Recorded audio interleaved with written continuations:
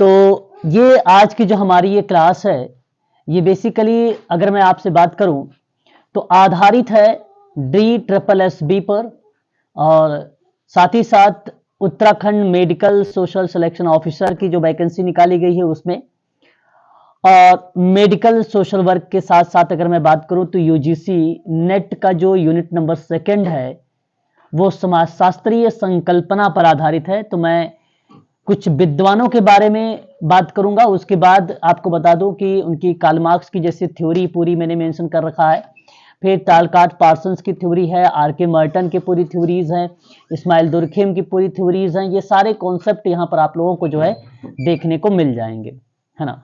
तो टोटली पहले तो हम लोग यहाँ से जो है फैक्ट निकालने का प्रयास करेंगे, मेन जो फैक्ट हैं उसको नोट भी करेंगे, और इसकी पीडीएफ मैं भी आप लोगों के ग्रुप में भी डाल दूंगा। ध्यान से आप लोग इसको जरा क्लास को देखिएगा। आर.के. मर्टन के बारे में हम लोग शुरुआत करते हैं, यहां से ध्यान रखिएगा। इनका पूरा नाम बेसिकली रॉबर्ट किंग मर्टन के नाम से इनको जाना जाता है। इनको इन शॉर्ट में आप लोगों को बता दूं तो आर.के. मर्टन कहा जाता है इनको। जन्म इनका मेयर रॉबर्ट स्कोलनिक में हुआ है। अमेरिकी समाजशास्त्री हैं ये। आधुनिक समाजशास्त्र के संस्थापक माने जाते हैं या पिता कहे जाते हैं। तो सवाल बनता है परीक्षा में हम लोगों से कि बताइए आधुनिक समाजशास्त्र के संस्थापक कौन है, या आधुनिक समाजशास्त्र के जो है पिता किसे कहा जाता है, जनक किसे कहा जाता है, तो वो नाम आता है आर.के. मर्टन का। आधुनिक सामाजिक सुधारक किसे कहा जाता है? समाजकारी में अगर हम आपसे बात करें तो समाज सुधार के परिप्रेक्ष्य में ही अग्रदूत के नाम से वो जाने जाते हैं। उस विद्वान को नाम बताएंगे क्या, कौन है आधुनिक समाज में? हाँ, राजा राम मोहन राय हैं, याद रखिएगा आप सभी लोग। और आधुनिक समाजशास्त्र के अगर आपसे पूछे जाए तो आप लोग रॉबर्ट किंग मर्टन का नाम बताइएगा। और अपराध विज्ञान के उपक्षेत्र में एक प्रमुख योगदान करता है, और इन्होंने अपने जीवन के अधिकांश समय तक कोलंबिया में विश्वविद्यालय में पढ़ाई किया। हालांकि देखिए जो मेन चीजें हैं उसको आप लोगों को ध्यान रखना है, बाकी अगर मैं आप लोगों से और चीजों पर जिक्र करूंगा तो यहाँ पे जो है मेन जो तथ्य रहेंगे वो आपको बताता रहूंगा साथ ही साथ। फिर अगर हम बात करते हैं तो यहाँ पर आप देख सकते हैं 1994 में इन्हें जो है शिक्षा के क्षेत्र में उनके योगदान के लिए विज्ञान और विज्ञान के समाजशास्त्र के स्थापना के लिए विज्ञान के राष्ट्रीय पदक से उन्हें जो है सम्मानित किया गया। तो हालांकि परीक्षा में ये नहीं पूछा जाता है ना, याद रखें।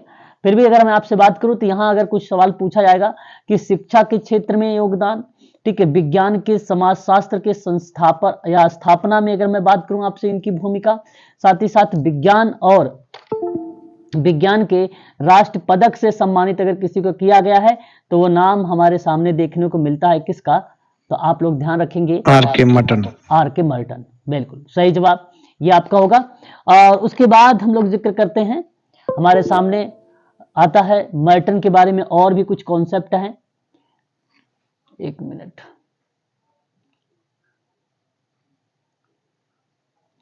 मर्टन बहुत बड़े प्रकार्यवादी थे, ये भी याद रखना है आपको।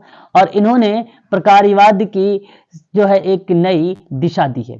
तो पेपर में ये भी प्रकार्यवादी मतलब क्या होता है? प्रकार्यवादी का टॉपिक पर कल हम लोगों ने भी जिक्र किया था। प्रकार्यवादी को लेकर फंक्शन रिलेट कराता है, जहां पे किसी क्रिया को रिलेट की जाती है, फंक्शन को रिलेट कराया जाता है, वो प्रकार्यवादी के नाम से जाना जाता है। अब प्रकार्यवादी में अगर हम बात करें तो कई विद्वानों ने अलग अलग तरीके से अपने विचार को भी रखा है। प्रकारवाद में अगर हम बात करें, सिंपल सी बात है, प्रकारवाद दुर्खिम के द्वारा बेसिकली सामाजिक और सांस्कृतिक तत्वों का अध्ययन होता है, तो उसे प्रकारवादी कहते हैं, है ना। प्रकारवादी किसे कहते हैं, तो जब आप सामाजिक और सांस्कृतिक तत्वों का अध्ययन करेंगे तो उसे प्रकारवादी कह सकते हैं। एक तो ये दुर्खिम ने कहा कि समाज की आवश्यकताओं की पूर्ति के लिए, किसके, समाज की आवश्यकताओं की पूर्ति के लिए, बात को समझ रहे हो आप, बताइए, समाज की आवश्यकताओं की पूर्ति के लिए। क्लियर हो रहा है कि नहीं, बताइए एक बार।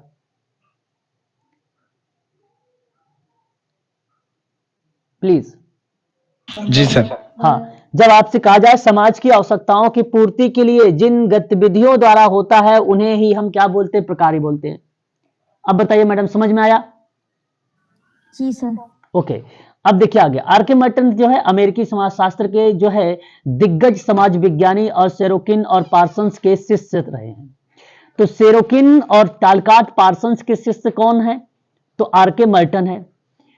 पिटरिम सेरोकिन और टालकाट पार्सन्स के शिष्य रहे हैं कौन? तो वो उनका नाम क्या है? Robert king Merton.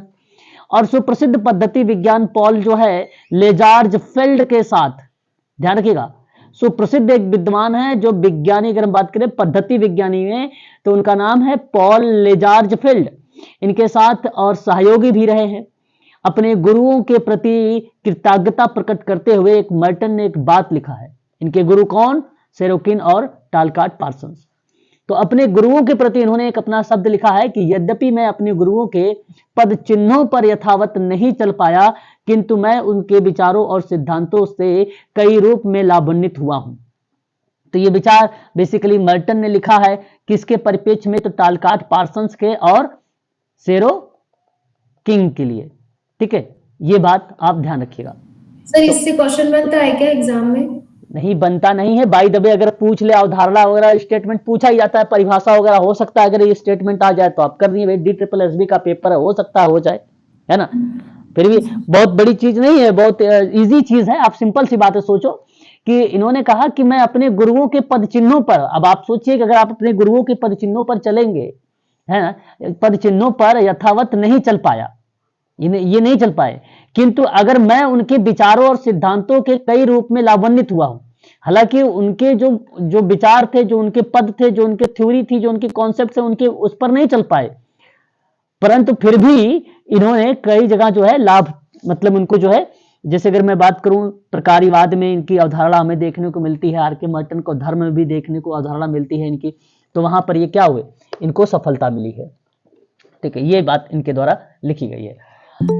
Robert king Merton की अवधारणा में अगर हम बात करते हैं तो इनकी कौन कौन सी अवधारणा है? वेरी वेरी मोस्ट IMP, ये सवाल आप लोगों से DSSB हो या कोई भी वनडे एग्जाम हो मेडिकल सोशल वर्क का, तो आप इजिली कर सकते हैं।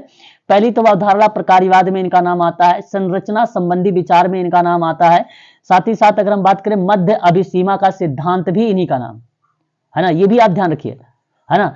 मध्य अभिसीमा का सिद्धांत, जिसको मिडिल रेंज थ्योरी भी कहते हैं हम लोग, है ना। तो थ्योरी ऑफ सोशल स्ट्रक्चर हो गया, फंक्शनलिज्म हो गया और मिडिल रेंज थ्योरी, ये काफी इंपॉर्टेंट है, ये परीक्षा में आता है। ये खास कर अगर मैं बात करूं तो DSSB के लिए भी ये काफी इंपॉर्टेंट है पॉइंट। ठीक है, बात करेंगे इन थ्योरी पर भी। ठीक है, अगर हम बात करें तो अनपेक्षित परिणाम के बारे में, संदर्भ समूह के बारे में जो है आर.के. मर्टन, और भूमिका तनाव के बारे में भी। भूमिका पुंज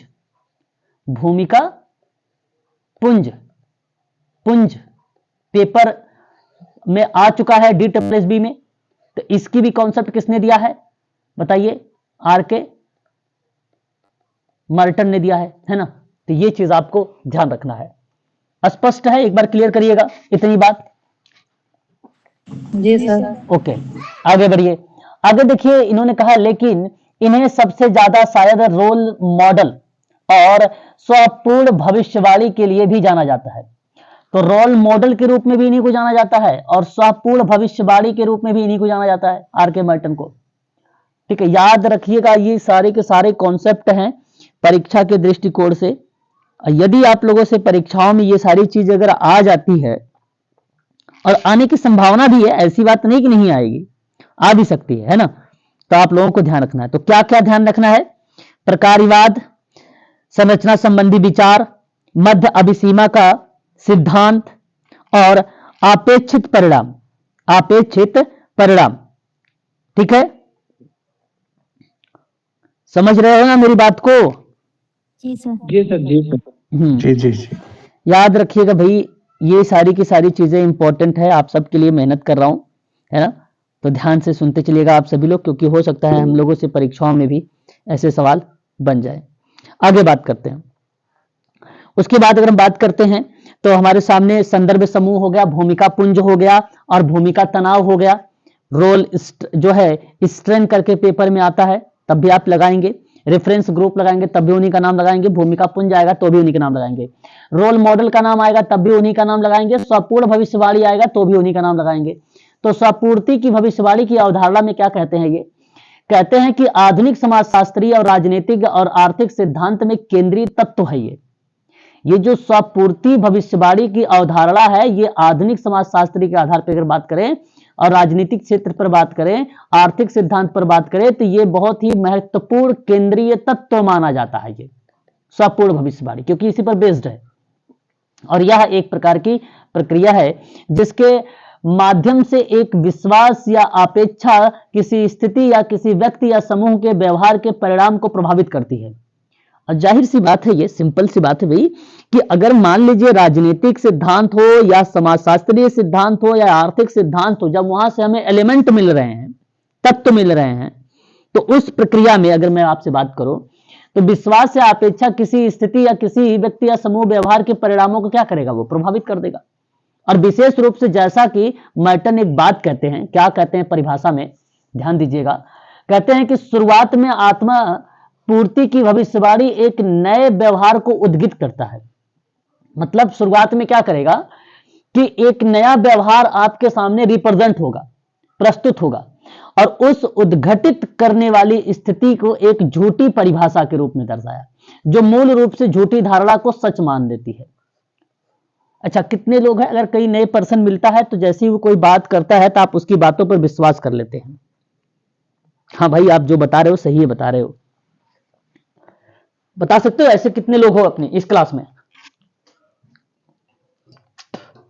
चलो अच्छी बात है अगर आप लोग विश्वास नहीं करते हो तो बड़ी अच्छी बात है। होते हैं ना कुछ लोग ऐसे अपने विचारों को ऐसे प्रकट करेंगे कि आपको लगेगा कि बस करिए सारी बातें सत्य बोल रहे हैं, बड़ी अच्छी लग रही है, और एक ही बार में वो विश्वास कर लेते हैं। बट ऐसा नहीं करना चाहिए। यही टोटली जो व्यक्ति इस तरीके की बातें कर रहा होता है शुरुआती पक्ष में, तो वह कहीं ना कहीं वह परिभाषा के रूप में, झूठी परिभाषा के रूप में अगर कोई विद्वान माना है कि वो एक बनावटी चीजें हैं, उसके मन में क्या है, क्या चल रहा है, क्या नहीं चल रहा है, ये एक बनावटी कॉन्सेप्ट है। ये बात आर.के. मर्टन के द्वारा इस परिभाषा में डिफाइन की गई है। फिर कहते हैं रोल मॉडल में। रोल मॉडल में कहते हैं कि मर्टन अवधारणा पहली बार कोलंबिया विश्वविद्यालय में चिकित्सा छात्रों के समाजीकरण पर एक अध्ययन करते हुए दिखाई दिए। तो रोल मॉडल जब आर.के. मर्टन ने अपनी अवधारणा दिया तो कोलंबिया विश्वविद्यालय में दिया था। कहां पे दिया था? तो मेडिकल के स्टूडेंट थे वहां पर दिया था, मेडिकल के स्टूडेंटों के साथ। तो उस अध्ययन में बेसिकली जो भी चीजें देखा गया तो वो बेसिकली सोशलाइजेशन से था। सोशलाइजेशन क्या होता है कि सामाजिकरण प्रक्रिया को दर्शाता है। जो रीति रिवाज है, जो मानदंड है, जो परंपराएं हैं, वो उससे क्या होता है, वो सामाजिकरण। व्यक्ति एक दूसरे से सीखता है, तो एक दूसरे से सीखने वाली प्रक्रिया में सामाजिकरण में अगर किसी ने अध्ययन किया तो वो बेसिकली मेडिकल के छात्रों में किया था आर.के. मर्टन ने, है ना। ये अध्ययन आर.के. मर्टन ने किया। कहां पे किया? तो कोलंबिया विश्वविद्यालय में किया। और वो भी क्या? रोल मॉडल की। किसका? Role model. Role model basically based था वो सोशलाइजेशन पर। किसका? आर.के. मर्टन का। और इस शब्द के संदर्भ में समूह के अपने सिद्धांत से बढ़ा है। और जिस समूह के लिए लोग खुद की तुलना करते हैं, लेकिन वे जरूरी नहीं है कि सामाजिक भूमिकाएं मर्टन के सामाजिक समूहों के सिद्धांत के लिए वो केंद्रीय थी। मर्टन ने इस बात पर जोर दिया कि एक व्यक्ति को एक भूमिका और एक दर्जा देने के बजाय उसके पास सामाजिक संरचना में एक स्थिति निर्धारित है जो इसके साथ जुड़ा हुआ है, और वो अपेक्षित व्यवहारों के साथ एक पूरा करता है। तो जाहिर सी बात है, हर एक व्यक्ति एक दूसरे से देखकर ही सीखता है। वही प्रक्रिया जो क्या कहलाती है? सामाजिकरण कहलाती है। अब इनका देखो टीचिंग कैरियर है। टीचिंग कैरियर से सवाल तो नहीं पूछे जाते हैं, फिर भी मैं एक बार आपको बता देता हूं। हार्वर्ड एक विश्वविद्यालय है जो बेसिकली 1938 में इन्होंने पढ़ाया था। वहां पे एक प्रोफेसर के रूप में ये नियुक्त थे। समाजशास्त्र के विभाग में ये अध्यक्ष भी बने थे आर.के. मर्टन, टीचिंग के लाइन में, ठीक है। उसके बाद 1941 की बात करता हूं तो कोलंबिया विश्वविद्यालय में संकाय में शामिल हुए और उन्होंने अपने शिक्षण करियर को लेकर अधिकांश हिस्सा जो है बिताया। और वो कहां पर बिताया है? तो कोलंबिया विश्वविद्यालय में बिताया है अधिकांश हिस्सा। तो 1941 मतलब 3 साल बाद, ठीक है, यहां पर, ठीक है। उसके बाद अगर मैं बात करता हूं तो कोलंबिया विश्वविद्यालय में अपने 5 दशकों में उन्होंने कई प्रतिष्ठित उपाधियां भी धारण कर ली। 1942 एंड 1971 तक विश्वविद्यालय के bureau of applied social research के एसोसिएटेड डायरेक्टर थे। तो ये आप पेपर में बन सकता है, ये सवाल है ना, ये सवाल बनाया जा सकता है भाई कि ब्यूरो विश्वविद्यालय में अगर हम बात करें तो ब्यूरो ऑफ अप्लाइड का मतलब क्या होता है कि जो बेसिकली बुनियादी चीजें हैं, जो बुनियादी का मतलब होता है एक प्रकार से, अगर मैं बात करूं फंडामेंटल आप कह सकते हो, है ना। या आप एक प्रकार से अप्लाइड को हम और क्या कह सकते हैं प्रायोगिक भी आप डाल सकते हो उसमें, है ना। तो फंडामेंटल सोशल रिसर्च के अंतर्गत एसोसिएटेड या डायरेक्टर के रूप में ये जो है कार्य किए।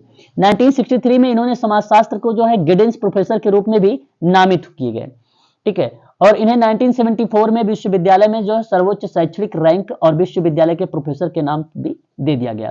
तो 1974 में इनको क्या है, प्रोफेसर का नाम दिया गया आर.के. मर्टन को, ठीक है। इनकी टीचिंग लाइन की बात मैं कर रहा हूं आप लोगों से, जो इंपॉर्टेंट है उस पर मैं सर्कल बता रहा हूं और उस पर मैं आप लोगों को नोट भी करवा रहा हूं।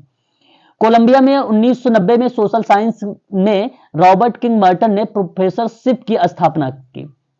तो ये आईएमपी है, ये आईएमपी है। Robert R K. मर्टन जी ने प्रोफेसरशिप की स्थापना जो की है 1990 में सोशल साइंस में किया था। सोशल साइंस का मतलब क्या था, सामाजिक विज्ञान, ठीक है। उसमें इन्होंने अपनी भूमिका निभाया था, ठीक है। पुरस्कार की बात करते हैं। पुरस्कार इनको छोड़ दीजिए, पुरस्कार से एग्जाम में नहीं आएगा, हालांकि मैं आपको ये पीडीएफ दे दूंगा, आप लोग आसानी से वहां पे देख सकते हैं, ठीक है ना। आगे बढ़ते हैं और भी चीजों के बारे में इनके देखते हैं क्या चीजें हैं। 1994 में आर.के. मर्टन ने अमेरिका में नेशनल मेडल ऑफ साइंस से सम्मानित किए गए होने वाले पहले समाजशास्त्री ये बने थे। ये काफी इंपॉर्टेंट है, अगर पेपर में सवाल बन जाए आप लोगों से, बताइए निम्न में से कौन सा पहला समाजशास्त्री विद्वान रहा जिन्होंने नेशनल मेडल ऑफ साइंस से सम्मानित किए गए अमेरिका में। तो अमेरिका के विद्वान कौन है, आर.के. मर्टन है। क्लियर है, एक बार स्पष्ट करिए। ओके, आगे बढ़िए। आगे देखिए, सिद्धांत में अगर हम बात करते हैं आर.के. मर्टन ने तो क्या कहा है कि मर्टन के काम की तुलना में अक्सर टालकाट पार्सन्स भी नाम आता है। टालकाट पार्सन्स बेसिकली कौन थे, इनके गुरु थे। और कौन गुरु थे, सोरोकिन, ये दो लोग गुरु थे। तो मर्टन ने हार्वर्ड में पार्सन्स के सिद्धांत को पाठ्यक्रम में दाखिला किया और पार्सन्स के काम से जो है काम की प्रशंसा की, क्योंकि जो है इसने उन्हें सिद्धांत के यूरोपीय तरीकों से परिचित कराया था, जबकि समाजशास्त्र के बारे में उन्होंने अपने स्वयं के विचार और निष्कर्ष को व्यापक किया और बड़े लेवल पर इन्होंने उसके बारे में जताया। पार्सन्स के विपरीत इन्होंने सामाजिक विज्ञान के लिए एक सामान्य नींव स्थापित किया और आवश्यकता पर इन्होंने बल दिया। तो यानी बेसिकली समाज विज्ञान में अगर हम बात करते हैं तो भूमिका बेसिकली आर.के. मर्टन का ही मिलता है, आर.के. मर्टन का ही। अब आर.के. मर्टन के अगर बारे में हम बात करें तो मैं एक बार रिकॉल करा देता हूं जो चीजें अभी मैंने आपको कराया है आर.के. मर्टन के संबंध में, है ना। तो वो चीजें एक बार आप लोग ध्यान से सुन लीजिए। पहली बात आपको यह ध्यान रखना है कि मर्टन बेसिकली प्रकार्यवाद, संरचना संबंधी विचार, मध्य अभिसीमा का सिद्धांत, अनपेक्षित परिणाम, संदर्भ समूह, संदर्भ जो भूमिका तनाव और भूमिका पुंज के बारे में बताया। यहां तक कि रोल मॉडल और स्वपूर्ण भविष्यवाणी के बारे में इन्होंने जिक्र किया। कौन, आर.के. मर्टन ने। आर.के. मर्टन के साथ साथ अगर मैं आप लोगों से जिक्र करूं तो पहली बार कोलंबिया विश्वविद्यालय में जो है मेडिकल स्टूडेंट पर इन्होंने क्या किया, समाजीकरण यानी सोशलाइजेशन का अध्ययन किया था। ये चीजें आपको ध्यान रखना है। 1938 में हार्वर्ड में इन्होंने जो है बेसिकली पढ़ाया एक प्रोफेसर के पद पर, समाजशास्त्र विभाग के ये फिर वहीं पर जो है अध्यक्ष भी बने। 1941 में कोलंबिया विश्वविद्यालय में अगर मैं आपसे बात करूं तो ज्यादातर हिस्सा जो अपना बिताया वो कहां पर बिताया है, कोलंबिया विश्वविद्यालय में। 1942 और 71 के बीच में ये जो है bureau of allied social research के एसोसिएटेड डायरेक्टर रहे हैं, ये आपको ध्यान रखना है। सन 1990 में सोशल साइंस में अगर मैं आपसे बात करूं तो रॉबर्ट के मर्टन प्रोफेसरशिप की इन्होंने स्थापना की थी, ये भी आपको ध्यान रखना होगा। 1994 में 1994 में जो है अमेरिका के ये पहले एक ऐसे विद्वान रहे, हालांकि समाजशास्त्र में इन्हों जो है नेशनल मेडल एंड साइंस से सम्मानित किया गया। तो इतने तथ्य आप लोगों को यहां पर ध्यान में रखना होगा। मर्टन के बाद अपने जो है लेखक में इन्होंने समझाया है कि पार्सन्स समाजशास्त्रीय सिद्धांत के एक नए मास्टर बिल्डर्स के रूप में बहुत ही प्रभावित हुए। इन्होंने पाया कि मैं खुद को उनके सिद्धांत के मोड से विदा कर रहा हूं, साथ ही साथ उनकी अभिव्यक्ति का तरीका था। तो ये बेसिकली पेपर में नहीं आएगा, इसको हटा दीजिए, ठीक है। ये चीजें आपको ध्यान रखना। आपने नाम सुना है इस्माइल दुर्खिम के बारे में, भली बात तरीके से आप रूबरू हैं। इस्माइल दुर्खिम की एक पुस्तक आई, एक कॉन्सेप्ट है आत्महत्या, जो सन 1987 में। मैक्स वेबर की अगर हम बात करते हैं तो एक कॉन्सेप्ट था मैक्स वेबर का, Protestant ethics and the spirit of capitalism, सन 1905 में। दोनों जो किताबें हैं ये मेंशन है और आईएमपी के रूप में इंपॉर्टेंट है, ठीक है। तो इस पे इन्होंने क्या किया के समान ही मर्टन ने खुद अपने सिद्धांत का फैशन बनाया। मर्टन का मानना था कि मध्य श्रेणी के जो सिद्धांत है बड़े सिद्धांतों की विफलता को दरकिनार कर दिया, क्योंकि वे एक विशेष सामाजिक सेटिंग्स में सामाजिक व्यवहार को देखने से बहुत दूर थे।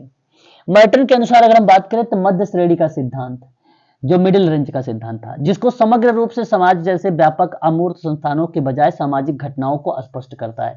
सामाजिक घटनाओं पर अगर कोई आधारित है तो वो मिडिल रेंज का थ्योरी थी, जिसको हम लोगों ने क्या नाम दिया था उसको, क्या नाम से उसको हमने पुकारा था, मध्य अभिसीमा का सिद्धांत, मिडिल रेंज थ्योरी के नाम से हम लोग इसको जानते थे। ठीक है, मध्य श्रेणी के सिद्धांत में अगर मैं बात करूं तो अनुभवजन्य डेटा द्वारा दृढ़ता से समर्थन किया जाना चाहिए और सैद्धांतिक सिद्धांतों को बनाने और अनुभवजन्य परीक्षण की अनुमति देने वाले प्रस्तावों में शामिल किए जाने के लिए इन सिद्धांतों का अवलोकन डेटा के साथ किया जाना चाहिए।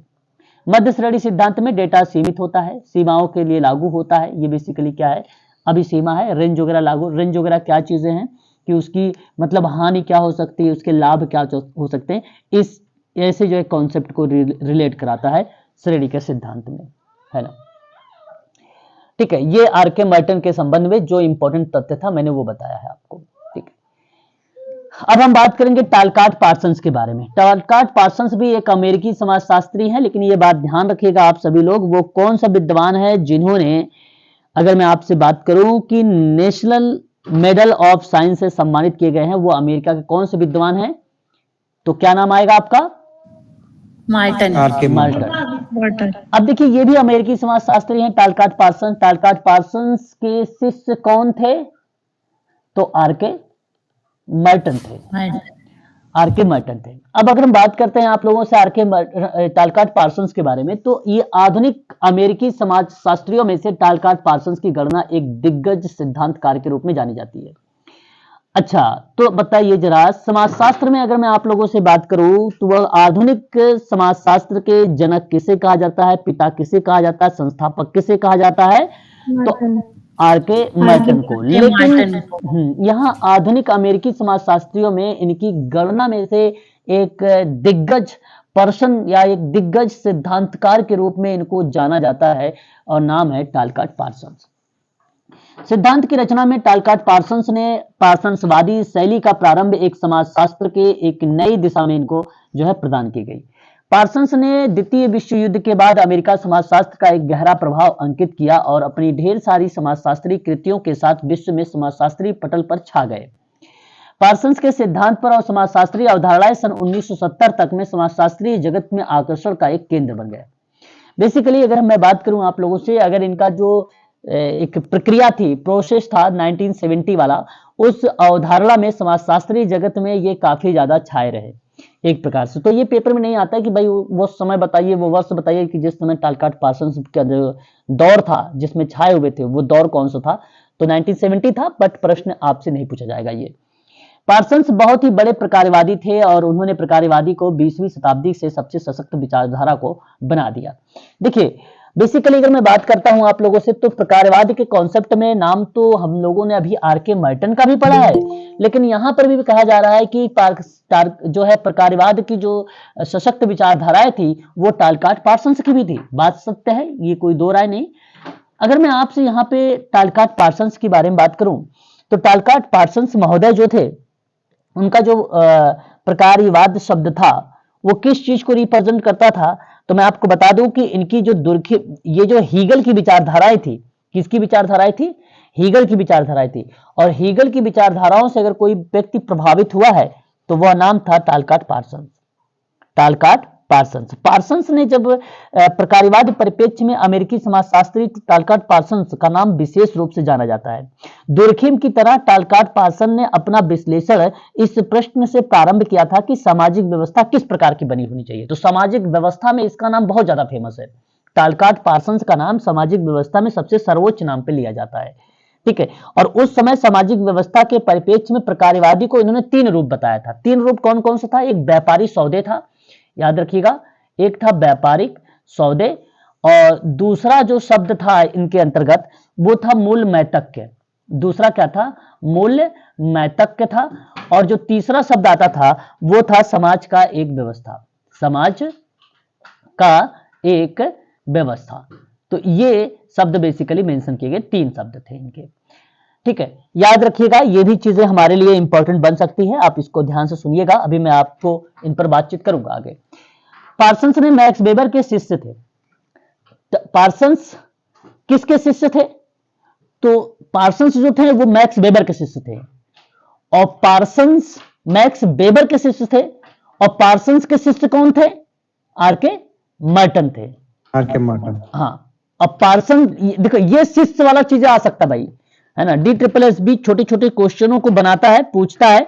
अगर किसी ने DSSB के कोई भी एग्जाम अगर आपने दिया है पिछला, तो आप इजीली उससे आइडेंटिफाई कर सकते हैं और अनुमान भी लगा सकते हैं। ऐसे छोटे छोटे क्वेश्चंस पूछता है। एक बार तो ये पूछ लिया था इवान I.P. पावलोव का पूरा नाम, पावलोव का पूरा नाम, और ये मैं बात कर रहा हूं TGT का, TGT DSSB में ये पूछा था I.P. पावलोव का पूरा नाम, तो इवान पैट्रिक पावलोव था, ठीक है, उनका ऑप्शन में। तो इसलिए कभी कभी ऐसे सवाल हो सकता है, अगर TGT में पूछ लिया है तो भाई अगर मैं बात करूं सोशल वेलफेयर ऑफिसर में भी हो सकता है पूछ ले, है ना। आजकल परीक्षाओं का कोई वो नहीं है कि कहां से कौन सा प्रश्न बन जाए, है ना। तो पार्सन्स जो है मैक्स वेबर के शिष्य थे और उन्होंने बहुत अधिक प्रभावित थे। उन्होंने वेबर की एक जो है प्राकृतिक कुछ कृतियां हैं, जैसे किताबें हैं, अभी मैंने आप लोगों को पढ़ाया भी था, the Protestant ethics and spirit of capitalism सन 1905। हालांकि अंग्रेजी में इसका अनुवाद किया गया सन 1960 में, है ना, यानी 55 साल बाद, ठीक है। फिर पार्सन्स ने अगर बात करें तो समाजशास्त्र का व्यवस्था का एक, देखिए आप यहां पर ध्यान रखिएगा, व्यवस्था का एक समाजशास्त्र कहा जाता है। समाजशास्त्र, पार्सन्स के समाजशास्त्र को क्या बोला जाता है? व्यवस्था का एक समाजशास्त्र बोला जाता है। मैंने आपको पहले भी शुरुआत में बता दिया कि इस व्यक्ति को सबसे ज्यादा अगर कहीं माना जाता है तो वो व्यवस्था में माना जाता है। कारण क्या था कि पार्सन्स ने दुर्खिम की तरह विश्लेषण पर इस प्रश्न का प्रारंभ किया कि सामाजिक व्यवस्था किस प्रकार होती है। एनालिसिस करने वाली प्रक्रिया में इसका नाम ज्यादातर देखने को मिलता है। तो व्यवस्था का समाजशास्त्र कहा क्योंकि इन्होंने अपने सभी सिद्धांतों में, देखिए सारे सिद्धांतों में जो है सामाजिक व्यवस्था का आधार का प्रतिपादन किया है। सारा सिद्धांत में बेसिक जो पॉइंट डाला है वो व्यवस्था ही डाला है बिंदे ने। आपको बता दूं 2019 का सोशल वर्क में अगर मैं आपसे बात करूं, labour and social welfare officer का पेपर DSSB का उठा के देखिए, व्यवस्था के सिद्धांत में नाम आता है और इसी का नाम टालकाट पार्सन्स का नाम, उस ऑप्शन को करेक्ट भी किया गया है। सॉल्व करवाऊंगा प्रीवियस ईयर के जितने भी पेपर हैं तो वहां पर मैं बताऊंगा आप लोगों को। बस ये चीजें आप यहां पर ध्यान में रखते चलिए केवल। पार्सन्स ने समाजशास्त्रीय सिद्धांत को संरचनात्मक प्रकारिवाद और आदर्शवादी प्रकारिवाद के नाम से भी बताया। देखिए पार्सन्स का जो समाजशास्त्रीय सिद्धांत है, उस समाजशास्त्रीय सिद्धांत को 2 नाम से जाना जाता है। एक तो संरचनात्मक प्रकारिवाद भी जाना जाता है, एक आदर्शवादी प्रकारिवाद भी। एनटीए यूजीसी नेट ने संरचनात्मक प्रकारिवाद का पूछा था अवधारणा सम्मिलित करने वाले में, और ये पेपर आ चुका है। तो संरचनात्मक प्रकारिवाद का जब भी कभी नाम आए तो वो भी नाम सीधा सीधा से लगाइए भैया, नाम आता है पार्सन्स, टालकाट पार्सन्स, याद रखिएगा। पार्सन्स की कुछ किताबें हैं, उन किताबों के बारे में थोड़ा सा ध्यान से सुनिएगा आप लोग। जैसे किताबों से सवाल आता है, the structure of social action की किताब है। आपको बता दो social work and social action की जो किताबें हैं वो भी किताबें बेसिकली महात्मा गांधी की एक मानी जाती है। एक किताब अगर मैं बात करूं तो केनिथ विलियम प्रे का नाम आता है। एक किताब की अगर मैं बात करता हूं तो HY सिद्दीकी की आती है। 3 किताबें हैं ये basically, social work and social action. लेकिन तीनों में से अगर मैं बात करूं किसी का नाम आता है तो एक ही बंदे का नाम आता है। सोशल एक्शन से मुझे ये किताब का नाम याद आया है। तो the structure of social action मतलब सामाजिक क्रिया का जो संरचना है वो किसने दिया है? तो टालकाट पार्सन ने दिया था। कब दिया था? 1937 में दिया था। द सोशल स्ट्रक्चर की बात करता हूं तो 1949 में दिया था। किसने दिया था ये? तो टालकाट पार्सन ने दिया था। ये भी इंपॉर्टेंट है, ध्यान रखिएगा।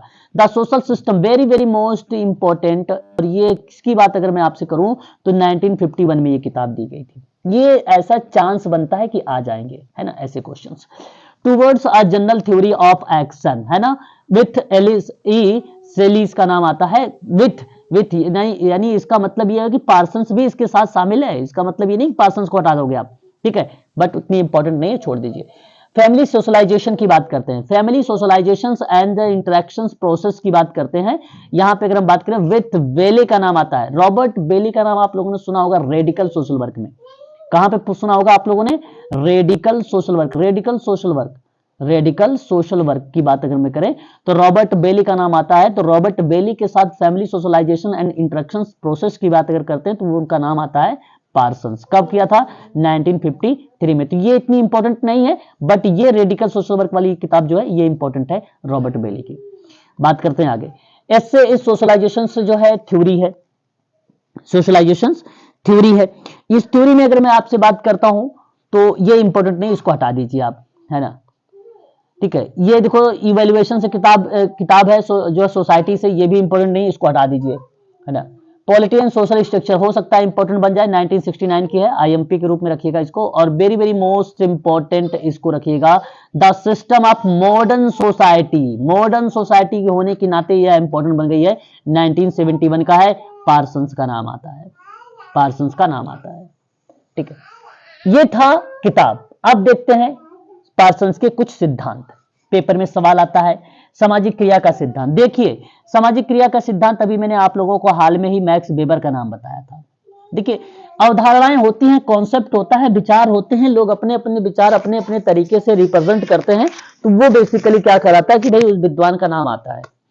लेकिन ध्यान रखने वाली बात यह है, ये ध्यान तब रहेगा आपको जब इनके बारे में और भी चीजों के बारे में आप समझोगे, है ना। और अब देखिए सामाजिक क्रिया के सिद्धांत में मैं मार्टन का नाम नहीं ले रहा हूं, कारण क्या है कि सामाजिक क्रिया का सिद्धांत आर.के. मार्टन की भूमिका है ही नहीं, तो मैं क्यों नाम लूं उसका, है ना। ये चीजें आपको ध्यान रखना है। लेकिन मैं यहां पर आपको उस मैक्स वेबर का नाम इसलिए लिया है क्योंकि उसकी भूमिका है, उनकी भूमिका है, तो आपको यह बात ध्यान रखना। अभी जब इसके में आया था प्रकारवाद, तो मैंने आपको बताया भी था कि प्रकारवाद क्या है, मार्टन का भी है। तो ये चीजें मैं रिपीट भी कर रहा हूं, इससे आपको वो चीजें याद होनी चाहिए, समझने का प्रयास करिएगा आप लोग। अब यहां पे देखिए सामाजिक व्यवस्था का सिद्धांत और संरचनात्मक प्रकारीवादी। देखिए संरचनात्मक प्रकारीवाद को लेकर अगर मैं बात करूं तो टोटली बेस्ड, एक तो बेसिकली इनका बुक है, एक तो इनकी बुक है। दूसरी अगर मैं बात करूं प्रकारीवाद को लेकर बात करने वाला कोई विद्वान था केवल इंडिविजुअल के रूप में, तो वो नाम आता है भाई मार्टन का। ये बात आपको ध्यान रखना होगा, वहां अगर नाम आता है तो किसका नाम आता है? आर.के. मार्टन का। लेकिन अगर मैं आपसे बात करूं the social structure, the social structure, तो सोशल स्ट्रक्चर की किताब 1949 में आया था, और 1949 में टालकाट पार्सन ने दिया था, मैंने भी पीछे नोट करवाया है। The structure of social action, तो मैंने आप लोगों से पीछे नोट करवाया था the structure of social action 1937 में टालकाट पार्सन का। यहाँ पे सामाजिक व्यवस्था, व्यवस्था में नाम को पता ही है, जब भी एक कीवर्ड है, कीवर्ड रखिए याद, कीवर्ड याद करिए, कीवर्ड याद करिए व्यवस्था, और व्यवस्था में नाम याद रखिए पार्सन का, ठीक है। प्रतिमान विकल्प, प्रतिमान विकल्प, तो नाम याद रहेगा आपको किसका? याद रखेंगे पार्सन्स का। सामाजिक परिवर्तन का सिद्धांत, सामाजिक परिवर्तन का सिद्धांत देखो सामाजिक परिवर्तन का सिद्धांत में नाम देखो सेरोकिन का भी आता है, मैं आपको भी बताऊंगा।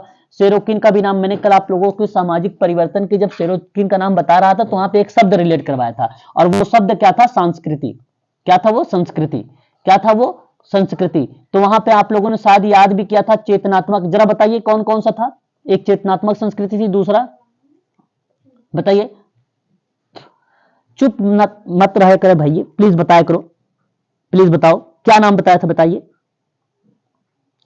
कल की क्लासेस की, भाई कल की क्लास की बात मैं कर रहा हूं और आप लोग भूल गए, पीडीएफ भी भेज दिया मैंने। भावनात्मक था, एक चेतनात्मक था। भाई आवाज जा रही नहीं जा रही, ये बताओ, जा तो रही है। भावनात्मक एक था, और एक भावात्मक संस्कृति था, और एक था आदर्शात्मक। ऐसे अगर आप पढ़ोगे ना तो फिर तो हो गया पार भैया, ठीक है। इसलिए ध्यान से सुनो, अच्छे से लिखो। अभी कल की क्लास में इतना जल्दी जल्दी भूलोगे तो कैसे काम चलेगा। सेरोकिन की मैंने बताया था आप लोगों को, सामाजिक परिवर्तन के सिद्धांत में इसका बेसिकली 3 नाम आता है। तो इसे कभी कभी कहा जाता है कि सांस्कृतिक गतिशीलता का सिद्धांत बताओ, तो भी यही चेतनात्मक, भावनात्मक और आदर्शात्मक बताओगे। अगर आपसे पूछेगा कि आप जरा ये नाम बताइए सोशल एंड कल्चरल डायनेमिक किसका कॉन्सेप्ट है, तब भी आप किसका नाम लोगे? सेरोकिन, पीटरिन सेरोकिन का नाम लोगे, ठीक है। चेतनात्मक संस्कृति की अवधारणा किसने दिया, तब भी आप संस्कृति सेरोकिन का नाम लोगे। भावात्मक संस्कृति का नाम पूछेगा तब भी आप इसी का नाम लोगे। आदर्शात्मक संस्कृति, आदर्शात्मक संस्कृति क्या थी? ये चेतनात्मक और भावात्मक का क्या था? मिश्रण था, तब वहां पे आदर्शात्मक, मतलब इन्होंने दो एक मिडिल चीज को भी रिलेट करवा दिया था, ठीक है, याद रखिएगा। तो एक तरफ चेतनात्मक संस्कृति थी, दूसरी तरफ भावात्मक संस्कृति थी। उनके बीच में एक कॉन्सेप्ट बनता है और वो बनता है आदर्शात्मक संस्कृति का। तो वही मैंने आपको कल बताया था। और देखो, सामाजिक परिवर्तन का सिद्धांत उसका नाम है, तो सामाजिक परिवर्तन का सिद्धांत में इसका भी नाम है। अब ये मत सोचिए कि सामाजिक परिवर्तन के सिद्धांत में अगर नाम पार्सन्स का आया तो 110% के साथ मैं कह सकता हूं सेरोकिन का नाम नहीं आएगा। याद रखिए, प्रश्न वही बनाए जाते हैं जिस प्रश्न में वास्तविकता होती है। ठीक है, एग्जामिनर या कोई भी टीचर ऐसा नहीं प्रश्न बनाता है कि बच्चे फंस जाएं, है ना। सिंपल सवाल बनाए जाते हैं, तो प्रश्न वही बनाए जाएंगे जो ऑप्शन को रिलेट करे, है ना। तो दोनों चीजें रहेंगी भाई, सेरोकिन रहेगा ही नहीं, पहली बात तो ये चीज याद रखिए। अगर सेरोकिन है तो वहां पे पार्सन्स नहीं रहेगा, ये भी बात ध्यान रखिए, सुनिएगा। ठीक है, तो दोनों चीजें साथ साथ पढ़ते चलिए। अब देखिए, पार्सन्स के प्रमुख उद्देश्य क्या थे। बेसिकली समाजशास्त्र के लिए एक ऐसा वैचारिक ढांचा तैयार करने का था जो सभी सामाजिक विज्ञानों का एक सूत्र में पिरो सके। पिरोने का मतलब है एक प्रकार से उसे सजा सके या रख सके क्रमबद्ध तरीके से। इसके लिए उन्होंने व्यक्तिगत क्रिया और बृहद स्तरीय सामाजिक प्रणाली, ये देखिए भाई, दो शब्द वेरी वेरी मोस्ट इंपॉर्टेंट। अभी आप पढ़ेंगे व्यक्तिगत की जगह सूक्ष्म शब्द एक, और बृहद की जगह देखो एक माइक्रो होता है, एक मैक्रो होता है। अभी मैं बताऊंगा आपको इसके बारे में भी थोड़ा सा, है ना। तो ध्यान रखिएगा, ये काफी इंपॉर्टेंट तथ्य है। तो इन्होंने व्यक्तिगत क्रिया और बृहद स्तरीय सामाजिक प्रणाली की व्यवस्था किया। तो व्यक्तिगत को हम लोग सूक्ष्म में भी बोल सकते हैं। अच्छा, एक बात और ध्यान रखिएगा, सोशल वर्क में क्या होता है बेसिकली कि अगर बहुत लोग क्या कहते हैं कि जो व्यक्ति के साथ कार्य करेंगे तो केस वर्क है ही है, चलो कोई दो राय नहीं। लेकिन आप बताओ कितने लोग परिवार को, आप बताओ कि परिवार को कहेंगे कि ये केस वर्क है, और कितने लोग आप लोग मानते हो कि ये ग्रुप वर्क है? बताइए बताइए। तो परिवार क्या है, केस वर्क है या ग्रुप वर्क है? अब तो बोल दो। केस वर्क है। अच्छा, परिवार में भाई 5-6 लोग होते हैं, कैसे केस वर्क हुआ? ग्रुप वर्क नहीं हो सकता है? बताओ। परिवार एक इकाई है सर। अच्छा चलो, आपने यहाँ पर एक पॉइंट पकड़ा कि परिवार समाज की एक इकाई है। तो समाज की एक इकाई है, ये कोई आपने वो नहीं किया कि समाज की इकाई है। लेकिन ये एक बात ध्यान रखिएगा, परिवार जो है वो एक यूनिट के रूप में जाना जाता है। तो आप ना पढ़ोगे एक ब्रोफन ब्रेनर की थ्योरी। ब्रोफन ब्रेनर की जो थ्योरी है वो, उस थ्योरी का नाम है इकोसिस्टम। उस थ्योरी में बेसिकली जब आप माइक्रो शब्द पढ़ोगे ना, तो माइक्रो, उन्होंने कुल 5 अवस्था बताई थी उस थ्योरी में, इकोसिस्टम में। ठीक है, तो जो पहला माइक्रो वाला सिस्टम है उसके अंतर्गत फैमिली और आपका वो जो है केस व्यक्ति आएगा, तो वहां से उसको बेसिकली रिलेट कराया जाता है। इसलिए परिवार अच्छी बात है, परिवार केस वर्क का पार्ट है, बहुत बढ़िया लगा। आप लोग थोड़ा सा इसी तरीके से एक्टिव रहा करो। अब आगे देखिए, व्यवस्था का विश्लेषण द्वारा इनमें समन्वय स्थापित करने का प्रयास किया जाता है। चलिए ठीक है, पार्सन्स ने प्रारंभ में अगर हम बात करें तो समाजशास्त्र में एक जो है समग्रात्मक का मतलब होता है गेस्टाल्ट। गेस्टाल्ट की थ्योरी किसने दिया है बताइए? पार्सन्स ने। नो, गेस्टाल्ट की थ्योरी यहाँ पे अगर प्रिंसिपल, अरे भाई आप कहाँ चले गए? आप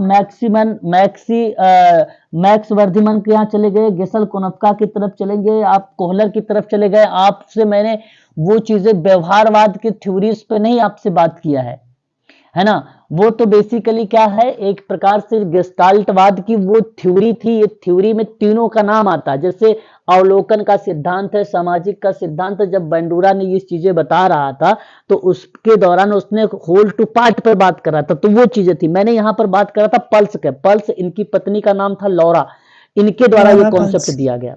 ठीक है, प्रिंसिपल्स एंड लौरा के द्वारा दिया गया गेस्टाल्ट थ्योरी। समाकलन सिद्धांत की रचना का प्रयास किया। इन्होंने जो है समाजशास्त्र के प्रमुख जन्मदाता के भिन्न दृष्टियों का समन्वय करके उन्हें एक एकीकृत समाविष्ट के रूप में इसको शामिल किया।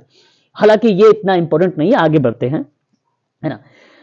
मूल्य विचार मूल्य और मानदंड पार्सन्स की एक वैचारिक प्रणाली के मुख्य केंद्र या मुख्य केंद्र बिंदु रहे हैं। तो ये थोड़ा सा आप ध्यान रख लीजिए, इंपॉर्टेंट है ना।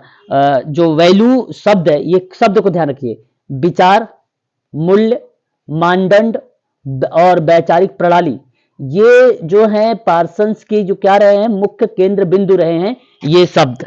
ठीक है, ये बात। अब अभी मैंने आपसे बात किया था मूल्य मैतक के बारे में, चलो ठीक है। मैंने आपसे बात किया व्यापारिक सौदे के बारे में, ठीक है। मैंने आपसे बात किया समाज को एक व्यवस्था के रूप में, जो एक व्यवस्था है वही मानदंड है, ठीक है, वही मानदंड है। जो व्यापारिक सौदे है वही विचार है, ठीक है। जो मूल्य मैतक है वो मूल्य को दर्शाया। वैचारिक प्रणाली में आप व्यवस्था को शामिल कर सकते हो, यानी प्रकारीवाद, कोई भी प्रक्रिया इसके अंतर्गत आप शामिल कर सकते हो जो वैचारिक प्रणाली को रिलेट कराती हो। तो ये बेसिकली क्या है, एक प्रकार से आप कह लीजिए कि डेफिनेशन है। अब बात करते हैं मैक्स वेबर के बारे में। अब मैं थोड़ा सा इनके बारे में रिलेट करवा देता हूं। अभी अभी जो आपने यहां पर पढ़ा है उसको थोड़ा सा रिलेट करवा दो, ताकि इससे क्या हो कि आप लोग उनमें जो है सक्षम रहे। अगर मैं आपसे सवाल करूं कि भाई टालकाट पार्सन्स के बारे में, तो टालकाट पार्सन्स बेसिकली क्या है कि 1970 का दौर था, उसमें बड़े फेमस रहे ये। इनकी अगर हम बात करते हैं the Protestant ethics and spirit of capitalism करके 1905 में किताब आई, और उस किताब का अंग्रेजी में अनुवाद किया गया। और उस किताब का अंग्रेजी में अनुवाद कब हुआ था? 1960 में हुआ था, 1960 में हुआ था। वहीं अगर हम बात करते हैं पार्सन्स ने बेसिकली क्या किया, पार्सन्स ने क्या किया कि समाजशास्त्रीय सिद्धांत को संरचनात्मक प्रकारीवाद और आदर्शवादी प्रकारीवाद के नाम से जाना गया। तो समाजशास्त्र का जो सिद्धांत है उसको दो नाम से जाना गया, और वो दो नाम से जानने के लिए एक संरचनात्मक प्रकारीवाद और एक आदर्शवादी प्रकारीवाद। अगर पेपर में पूछेगा तो टालकाट पार्सन्स का नाम लगा के चले आइएगा। उनकी सबसे ज्यादा इंपॉर्टेंट जो किताब लगती है मुझे, वो 1937 की लगती है, the structure of social action. उसके बाद अगर लगता है तो सोशल स्ट्रक्चर लगता है, 1949 की थी। द सोशल सिस्टम 1951 की थी, तो वो हमारे लिए इंपॉर्टेंट बन जाती है। वहीं अगर बात करें सामाजिक क्रिया का सिद्धांत दिया, प्रतिमान विकल्प का सिद्धांत दिया, सामाजिक परिवर्तन का भी सिद्धांत दिया, सामाजिक व्यवस्था का सिद्धांत दिया। व्यवस्था पॉइंट, जो व्यवस्था शब्द है वो बहुत फेमस है टालकाट पार्सन्स का, ठीक है। इतनी बात आप याद रखिएगा टालकाट पार्सन्स से। अब बढ़िए मैक्स वेबर पर। मैक्स वेबर के बारे में अगर हम बात करें तो ये अमेरिका के विद्वान नहीं है, ये विद्वान कहां के हैं? जर्मनी के समाजशास्त्री विद्वान है, याद रखिएगा। मैक्स वेबर ने आधुनिक समाजशास्त्र का दूसरा संस्थापक माना जाता है। तो जरा मुझे बताइए आधुनिक समाजशास्त्र का प्रथम संस्थापक किसे माना जाता है, प्लीज बताइए। मार्टिन। बिल्कुल, बहुत बढ़िया जवाब, बहुत अच्छा लगा। हाँ, यहाँ समाजशास्त्र का जो प्रथम संस्थापक है, जो प्रथम पिता है, उसको माना जाता है आर के मार्टिन को। जो दूसरा संस्थापक के रूप में माना जाता है उसे माना जाता है मैक्स वेबर को, क्योंकि ये भी समाजशास्त्र का विज्ञान जो है बेसिकली बनाना चाहते थे। इस्माइल दुर्खिम सहित मैक्स वेबर का आधुनिक समाजशास्त्र का एक विशिष्ट सामाजिक विज्ञान के रूप में प्रतिष्ठित करने वाला एक प्रवर्तक समाजशास्त्री माना जाता है। मैं आपको बता दूं, आप लोग भलीभांति तरीके से जानते हैं मैक्स वेबर के शिष्य का नाम क्या था? मैक्स वेबर के शिष्य का नाम क्या था? टालकाट पार्सन्स। अच्छा, पार्सन्स के शिष्य का क्या नाम था? मार्टिन, आर के मार्टिन। हाँ, हिस्ट्री नहीं पढ़ रहे हो फिर भी थोड़ा थोड़ा से चीजें एक्टिव रहा करो, हो सकता है आप लोगों को सारी चीजें कभी कभी परीक्षाओं में आ जाते हैं, है ना। एक मिनट, थोड़ा सा ज्यादा आवाज आ रही है, डरते हैं। देखिए यहाँ पे, जहां दुर्खिम ने समाजशास्त्र के तत्कालीन प्रत्यक्षात्मक विज्ञान के रूप में स्थापित करने का प्रयास किया, वहां वेबर ने समाजशास्त्र का एक व्याख्यात्मक और अंतर्निरीक्षणात्मक विज्ञान बनाने पर बल दिया, है ना। चलिए, ये कोई इंपॉर्टेंट तथ्य नहीं है, इसको छोड़कर आगे बढ़ते हैं। बाकी ये पीडीएफ आपको मैं शेयर करूंगा, आप इसे जरूर देखिएगा। मैक्स वेबर का जो है मार्क्स का भूत कहा जाता है। मैक्स वेबर को देखिए भी एक और कीवर्ड मिला, ऐसे ऐसे कीवर्ड्स को हमें ध्यान में रखना चाहिए।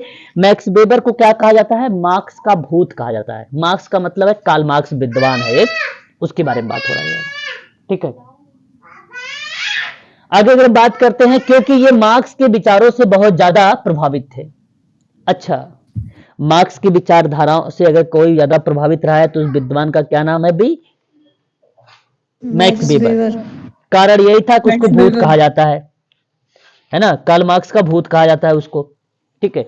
आगे देखते हैं, जहां जीवन पर्यंत मार्क्स ने विचारों पे से द्वंद्व करते रहे, मतलब पूरी लाइफ भर कार्ल मार्क्स ने अगर कोई विचारधारा या कुछ भी कॉन्सेप्ट दिया तो वो द्वंद्व के माध्यम से ही दिया, मतलब वहां पे द्वंद्व ही चलता रहा, उसकी हर थ्योरी में द्वंद्व था, कॉन्फ्लिक्ट चीजें थी उसमें। मैक्स वेबर के सभी सिद्धांतों में मार्क्स की जो है झलक दिखाई पड़ती है। चलो देखते हैं अभी सिद्धांतों में। और इनकी सभी कृतियां जो है जर्मनी भाषा में लिखी हुई है, जिनका अंग्रेजी में अनुवाद पार्सन्स ने किया था। चलिए यहां पर दो इंपॉर्टेंट तथ्य है, इसको समझ लेना अत्यंत आवश्यक है। पहली बात यह है कि मैक्स वेबर का जितने भी सिद्धांत थे उस सिद्धांत को है मार्क्स की झलक दिखाई देती थी। कारण क्या था कि मार्क्स के अनुसरण करता था, मार्क्स का अनुसरण करता था मैक्स वेबर, और मैक्स वेबर अनुसरण करने का मतलब ये आप कह सकते हो एक प्रकार से कार्ल मार्क्स का ये शिष्य था, इस वजह से उसको भूत कहा जाता है उसका। दूसरी बात यह है कि इन्होंने जितनी किताबें लिखी वो जर्मनी भाषा में लिखी, चलो मानते हैं। अब इसी को अंग्रेजी में अगर कोई अनुवाद किया तो वो नाम था टालकाट पार्सन। तो टालकाट पार्सन ने किसकी किताबों का अंग्रेजी में अनुवाद किया है? मार्क्स का, वेबर का, है ना, मर्टन का, मालिनोवस्की का, किसका अंग्रेजी में किसका अनुवाद किया पार्सन ने? बताओ। मैक्स वेबर वेबर का। अरे भाई आप लोग सो तो नहीं रहे हो ना, थोड़ा एक्टिव रहो, स्लो बोलते हो आप लोग, है ना, और वो भी डेली से आप देते हो रिप्लाई। सही जवाब यहां मैक्स वेबर का था, मैक्स वेबर का था। इसका अधिकांश लेखन कार्य शोध पत्र, लेख, व्याख्या, वार्ता के रूप में होती थी। वेबर ने जो समाजशास्त्र का निर्वाचनात्मक समाजशास्त्र और बोधपूर्ण समाजशास्त्र भी कहा जाता है। अब देखिए समाजशास्त्र को निर्वाचनात्मक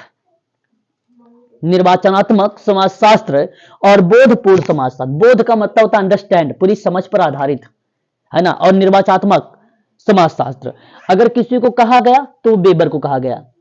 अब देखिए वेबर की दो तीन बातें। पहली बात तो ये कि समाजशास्त्र का दूसरा संस्थापक, ध्यान रखिएगा। तीसरी बात, मैक्स वेबर कार्ल मार्क्स का भूत कहा जाता है। जीवन पर्यंत कार्ल मार्क्स को आप लोगों ने अगर देखा है तो वो संघर्ष करते हुए देखा है, यानी द्वंद्व करते हुए देखा है। मैक्स वेबर ने जितने सिद्धांत दिए सभी सिद्धांतों में कार्ल मार्क्स की झलक दिखाई दी। कार्ल मार्क्स की झलक का मतलब यह था कि उसकी थ्योरी का कॉन्सेप्ट दिखाई दे रहा था, उसकी थ्योरी में यह था। झलक का मतलब ये नहीं कि उसके चेहरे दिखाई दे रहे थे यहां पे। दूसरा, वेबर की बात अगर मैं करें तो जितनी किताबें लिखा वो जर्मनी भाषा में लिखा। उसको अगर किसी ने अंग्रेजी में अगर उसका अनुवाद किया है तो उसका नाम है टालकाट पार्सन, याद रखिएगा। आगे बढ़िए, मैक्स वेबर की किताब देखिए मैक्स वेबर की कई किताबें हैं और वो कौन कौन सी किताबें हैं मैं अभी आप लोगों को बताऊंगा, और उन किताबों को आप लोगों को जो है ध्यान में रखना होगा। मैक्स वेबर की, है ना, मैक्स वेबर की जो किताबें इंपॉर्टेंट के रूप में होगी मैं उस किताबें पर बात करूंगा, उसे आप लोगों को ध्यान से लिखना होगा, या तो आप यहां पे नोट भी कर सकते हैं। जिसकी आपके सामने एक किताब यहां पे दिखाई दे रही है, economic and society. Economic and society एक किताब है और इस किताब का अगर कोई विद्वान है तो उसका नाम है max weber. Economic and society, ध्यान रखिएगा, मैक्स वेबर का नाम आएगा, इकोनॉमिक एंड सोसाइटी। अच्छा, ये किताब का यहाँ पे वर्ष मेंशन नहीं किया गया है। बेसिकली ये एक न्यू ट्रांसलेशन के रूप में अगर कोई किताब अभी जल्दी हाल ही में उभर के सामने आई है तो सन 1920 की है। ये सन 1920 की है।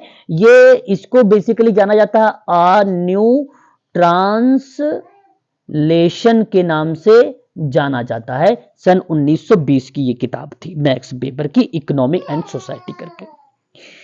मुझे लग रहा है ये किताब इंपॉर्टेंट है, आप लोग इसे ध्यान में रखिएगा।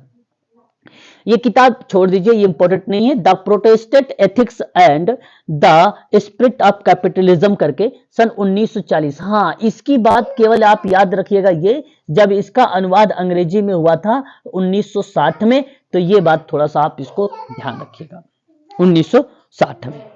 ठीक है, तो ये चीज थोड़ा सा देखिए, अनुवाद वाली प्रक्रिया याद रखिएगा, किताब का आने वाले में याद मत रखिएगा। ठीक है, समझ रहे हो ना मेरी बात को? बताओ तो सही। जी सर। जी सर। चलो बहुत बढ़िया। अब देखिए, द रिलीजन्स ऑफ इंडिया हटा दीजिए, द रिलीजन्स ऑफ चाइना हटा दीजिए। The theory of social and economic organisation की बात कर रहे हैं। द थ्योरी ऑफ, बेसिकली ये क्या था, ये सोशियोलॉजी ऑफ रिलीजन्स पर ही आधारित था, पहली बात, है ना। ये जो the theory of social and economic organisation वाली जो किताब बेसिकली थी, है ना, सोशियोलॉजी पर बेस्ड था ये। तो the theory of social and economic organisation वाली किताब सन 1922 में आई। कब आई? 1922 में आई। वर्ष देखो, ये आईएमपी, इसका संशोधन आईएमपी, ये आईएमपी, ठीक है। ये पीडीएफ में ऐसे ही सेव कर लूंगा ताकि आप लोग को इजीली मिल जाए कि मैंने आईएमपी के रूप में किसे बनाया है ना, सेव करके। एनिसेंट ये आप हटा दीजिए, प्राचीन क्यों। इकोनॉमिक सोशियोलॉजी, इकोनॉमिक सोशियोलॉजी हटा दीजिए इसको। Sociology religions, sociology of religions 1920 कर लीजिए इसको। भाई समाजशास्त्र में धर्म की बात कर रहे हैं ये, तो 1920 यहां पर आप इसका वर्ष के साथ इसे शामिल कर लीजिए, ठीक है। एंड उसके बाद इसको एग्रीगेंट्स हटा दीजिए। द सिटी सन 1921 की किताब है, बट मुझे नहीं लगता कि आईएमपी है। बेसिक कॉन्सेप्ट इन सोशियोलॉजी के बारे में बात करें तो 1922 की किताब है ये, ठीक है। ये आईएमपी के रूप में रखिए, basic concept of sociology IMP के रूप में रखिए, ठीक है। इंपॉर्टेंट किताब है ये। उसके बाद कौन सी है, हिस्ट्री करके हटा दीजिए इसको, हिस्ट्री को भी। जर्मन सोशियोलॉजी, जर्मन सोशियोलॉजी हो सकता है, नहीं छोड़ो, जर्मन सोशियोलॉजी नहीं पूछा जाएगा, हटा दीजिए इसको भी, ठीक है। इतनी चीजें आपको ध्यान रखना है बस किताबों में, ठीक है। तो एक बार फिर से मैं दिखा देता हूं, ध्यान से सुनिए। पहला इकोनॉमिक एंड सोसाइटी इंपॉर्टेंट, दूसरा आपका आ जाएगा यहाँ पे जो है the theory of social and economic organisation, तीसरा आपका यहाँ पे आ जाएगा सोशियोलॉजी ऑफ रिलीजन्स, चौथा आपका यहाँ पे द सिटी, पांचवा आपका बेसिक कॉन्सेप्ट ऑफ सोशियोलॉजी। बस 5 किताब बहुत है इंपॉर्टेंट के रूप में मैक्स वेबर की। अब इसकी कुछ अवधारणाएं हैं, कुछ कॉन्सेप्ट है। मूल्य विमुख समाज की अवधारणा इसने दिया है, ठीक है। इसने जो है पुश्तैनीवाद की बात किया है। पुश्तैनीवाद तो समझ ही रहे होंगे, वंश परंपरा वाली। दोषारोपण व लांछन का सिद्धांत, और वेस्टर्न, देखिए वेस्टर्न पद्धति है। वेस्टर्न पद्धति का मतलब समझ रहे हो आप लोग, पश्चिमी वाला, पश्चिमी घात, वेस्टर्न पद्धति, पश्चिमी पद्धति से लिया गया है वो। आदर्श पद्धति और प्रतिरूपित पद्धति बहुत इंपॉर्टेंट है ये, ठीक है। धर्म का तुलनात्मक अध्ययन, ये भी इंपॉर्टेंट है। धर्म का तुलनात्मक अध्ययन किसने किया, मुझे याद है, मैंने अभी लास्ट में किसी क्लास में आपसे जिक्र किया इसको, धर्म का तुलनात्मक अध्ययन, ठीक है। प्रोटेस्टेंट नैतिकता का पूंजीवाद का प्रकृति यानी उसका नेचर इंपॉर्टेंट है, ठीक है। धर्म और आर्थिकी, नौकरशाही, तार्किक दृष्टिकोण, अधिकारिक तंत्र, स्तरीकरण शक्ति सिद्धांत, परिस्थिति विशेष, परिस्थिति पुंज की बात करते हैं तो नाम क्या आता है, परिस्थिति पुंज, आर.के. मर्टन, ठीक है। नेतृत्व की समाजशास्त्रीय अवधारणा का विकास, शक्ति और सत्ता, शक्ति वेरी वेरी मोस्ट इंपॉर्टेंट। देखिए शक्ति और सत्ता का कॉन्सेप्ट एक प्रकारीवाद में और मिलेगा, और उसका नाम जानते हो क्या मिलेगा, बताओ? मैलिनोवस्की का नाम मिलेगा, बिल्कुल। कानून और समाजशास्त्र, धर्म का समाजशास्त्र है ना, सूक्ष्म समाजशास्त्र, ठीक है। परंपरा की आधुनिकता, शक्ति के कुल योग की अवधारणा, धार्मिक नैतिकता, सामाजिक वर्ग और स्थिति, और पारलौकिकता कितना कॉन्सेप्ट दिया यार। कुलीन तंत्र का लौह नियम, नौकरशाही की, देखिए ये वेरी वेरी मोस्ट इंपॉर्टेंट। नौकरशाही की निष्पक्षता का प्रथम विचार किसका है, मैक्स वेबर का। ये याद रखिएगा, ये पेपर में बहुत बार रिपीट हुआ, आईएमपी रखिएगा। परिस्थिति समूह की अवधारणा, मैक्स वेबर की। भाई कुल टोटल 26 इसके कॉन्सेप्ट हैं, बताइए। मैक्स वेबर कुल टोटल 26 कॉन्सेप्ट दिया है। जाहिर सी बात है, हमें मानना चाहिए कि यह समाजशास्त्र का दूसरा महत्वपूर्ण समाजशास्त्रीय विचारक है, मानना चाहिए हमें यह भी मानना चाहिए कि कार्ल मार्क्स का यह भूत है, क्योंकि ये 26 सिद्धांत या अवधारणा के रूप में उभर के दे दिया है, ठीक है। तो हर थ्योरीज में कार्ल मार्क्स का इसका बेसिकली क्या है, कहीं ना कहीं कॉन्सेप्ट कहीं ना कहीं मिलता रहता है, ठीक है। वेबर बेसिकली बहुकारकीय सिद्धांत में विश्वास करता है और केवलवाद के रुचि को रखता है, और सामाजिक परिवर्तन के जैविकी सिद्धांत का विरोध करता है। तो वो विद्वान का नाम बताइए जो जैविकी सिद्धांत का विरोध करे, जो केल्विनवाद को एक प्रकार से केल्विनवाद में रुचि रखे, यानी इंटरेस्ट रखे, है ना। तो वह नाम आता है किसका, मैक्स वेबर का। बहुकारकी सिद्धांत में विश्वास रखे उस विद्वान का नाम बताइए जो बहुकारकी सिद्धांत को रिलेट कर रहा हो, तो वह नाम आ जाएगा मैक्स वेबर का। वेबर का और भी देखिए, मैक्स वेबर का सिद्धांत, अभी ये शांत नहीं बैठा भाई। मैक्स वेबर का एक सिद्धांत है सामाजिक क्रिया का सिद्धांत। सामाजिक क्रिया का सिद्धांत आप लोग भली भांति तरीके से जानते हैं, अभी अभी मैंने टालकाट पार्सन्स में नाम लिया था सामाजिक क्रिया का सिद्धांत। शक्ति और सत्ता का नाम इंपॉर्टेंट है, और सामाजिक परिवर्तन का नाम देखो, सामाजिक परिवर्तन का सिद्धांत एक आता है, मैंने आपको नाम वहां पर जिक्र किया था, यहां तक कि सामाजिक परिवर्तन का सिद्धांत में पार्सन्स का भी नाम और पेट्रिन सोरोकिन का भी नाम, और देखो यहाँ पे मैक्स वेबर का नाम। या आप यहाँ पे ये भी कह सकते हो कि धर्म का समाजशास्त्र या पूंजीवाद का सिद्धांत। पूंजीवाद का सिद्धांत में अगर नाम आता है किसी को पर्टिकुलर में तो वो नाम आता है कार्ल मार्क्स का। वेरी वेरी मोस्ट इंपॉर्टेंट, आदर्श का प्रारूप, अभी मैंने कल ही क्लास में आप लोगों को नोट भी करवाया था, मैक्स वेबर का नाम। ठीक है, अस्थिरीकरण का सिद्धांत में अगर हम बात करते हैं तो किसका नाम आता है अस्थिरीकरण का सिद्धांत में? तो वो नाम आता है किसका, बताइए? मैक्स वेबर का, मैक्स वेबर का। ठीक है, चलिए अब बात करते हैं कार्ल मार्क्स की, है ना। आज के लिए बस इतना ही रखिए आप लोग, है ना। कार्ल मार्क्स रह गया इसमें, ठीक है। अभी और भी 2-4 विद्वान, अभी आधी पीडीएफ आपकी गई है। फिर उसके बाद कार्ल मार्क्स की जो है और भी छोटी छोटी चीजें हैं, वहां पर भी हम लोग जिक्र करेंगे कार्ल मार्क्स के बारे में, है छोटी छोटी चीजों पर।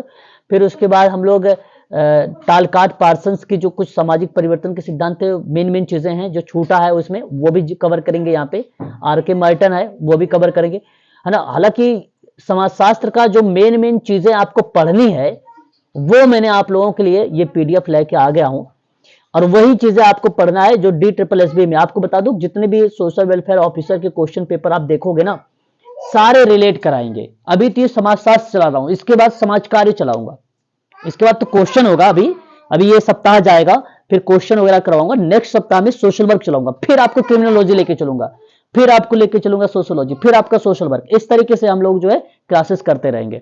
टॉपिक आपको जो है जनवरी फरवरी तक फिनिश हो जाएगा पूरा टोटली। फिर उसके बाद हम लोग प्रैक्टिस करेंगे क्वेश्चनों पर, ठीक है। ज्यादा क्वेश्चंस फिर वहां पे करेंगे। बीच बीच में रिवीजन भी करवाऊंगा आप लोगों का, है ना। बीच बीच में रिवीजन भी करवाऊंगा। पूरा जो भी कंटेंट आपको प्रोवाइड कराऊंगा, पूरी डीप में कंटेंट दूंगा। डीप में आप चाहो तो उसको पढ़ सकते हो, है ना। और वो भी तथ्य के रूप में, फैक्ट के रूप में होगा, ठीक है। तो टोटली समाजशास्त्र का जो कंटेंट है DSSB का मेरे यहां बन गया है, ठीक है। DSSB का जितना भी सोशियोलॉजी का था, सोशियोलॉजी वाला कॉन्सेप्ट वो बन चुका है, और सोशल वर्क का तो बना ही ऑलरेडी है।